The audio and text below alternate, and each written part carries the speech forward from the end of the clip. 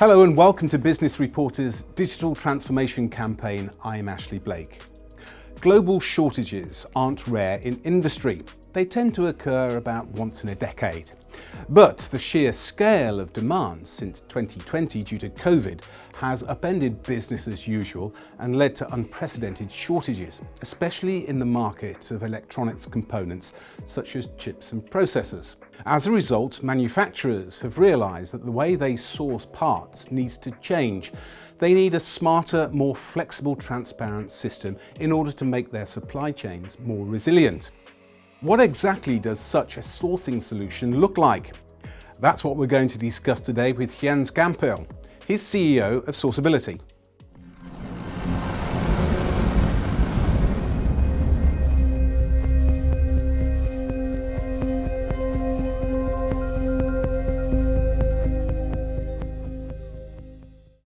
Good morning, Jens. Good morning. We know there's a worldwide shortage of parts. How bad is this shortage? Is it just a glitch, or is it something we're going to have to live with long term? Yeah, we have always seen shortages in our industry, but this one is special. When the pandemic hit in 2020, a lot of industries saw an immediate increase of demand of their products. And what happened is that the supply could not hold up with the demand. So production was hit by the pandemic while the demand went through the roof. The shortage won't go away.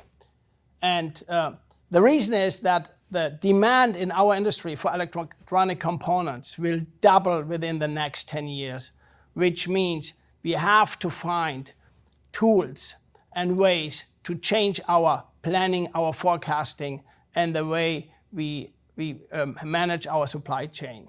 And this can only be digital. Parts sourcing is as old as industry itself, so one would imagine it uses a time-tested, robust method. Why does it need to change? Yeah, the robust methods you're talking about are spreadsheets. 90% of the sourcing in our industry happens through using spreadsheets. This means when a designer, when an engineer builds a bill of material, he mainly does it in a spreadsheet. Then it's going to the supply chain people. They're using these spreadsheets. They develop bill of material in spreadsheets, and then they send them out to suppliers. And it takes days and weeks to get the quotes back in. And from multiple dozens, hundreds of different spreadsheets, then they have to build one spreadsheet that is the holy grail. So this example shows you how complex and complicated the whole process is.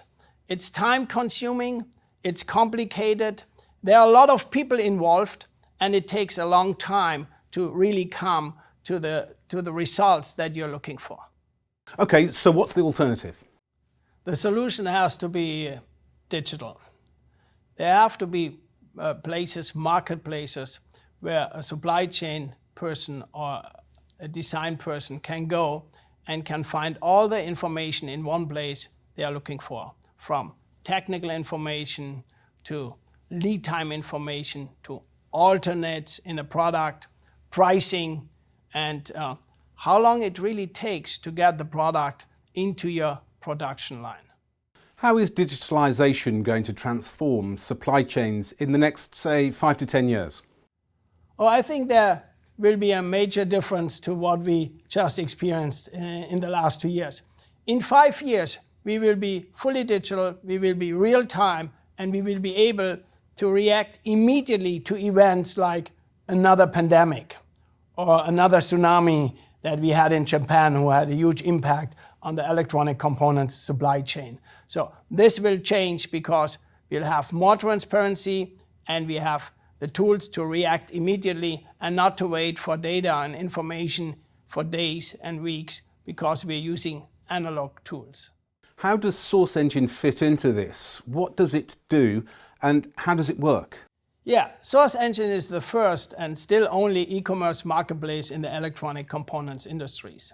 And it has multiple pillars that it's based on. One is on the technical side. If you develop a product today as an engineer, you can find all the technical information about products on Source Engine. We are carrying more than 1 billion part numbers with technical information, with alternates that you can use, with information about REACH, ROHS restrictions, and even with export-import restrictions that a product might have. On the other hand, it's like a supply chain product where you are transactionable. You can build your bill of material, you can look for pricing, you can look for lead times, and then at the end you push a button and you can place an order. Okay, so how does Source Engine allow for better management of bill of materials? And how does it compare with the old way of managing BOM? Yeah, there is a huge difference. First of all, the bill of material is connected to the marketplace, so it's transactionable. What you do, you build your bill of material, and you can have in a single bill of material up to 4,000 different products, line items. When the bill of material is finished, you can use other tools like the quoted tool to send individual requests for quotes to your suppliers or to suppliers of the marketplace. And they quote back in your bill of material. So when all the quotes arrived and you made your choice on which product you want to place with which supplier, you just push one button and you can place multiple hundreds of orders for one bill of material to dozens of different suppliers with one push of a button. And here you see the difference to a spreadsheet. In a spreadsheet, you have to select the suppliers. You have to go to your ERP system. Then you have to create an order in your ERP system. And from the ERP system, you have to transfer to this order to every single supplier. It's a huge improvement, time improvement. And that's why the tools like the bill of material and the quoted tool inside Source Engine make a difference for every single supply chain person. Okay, so how can companies get started with Source Engine? Oh, I think the easiest way is just to go to sourceengine.com, sign up, and then use all the tools and the data in our cloud version. Very easy. The other option is, which mainly our corporate account customers take advantage of, is to have all the services, the products, and the data delivered into their systems by API.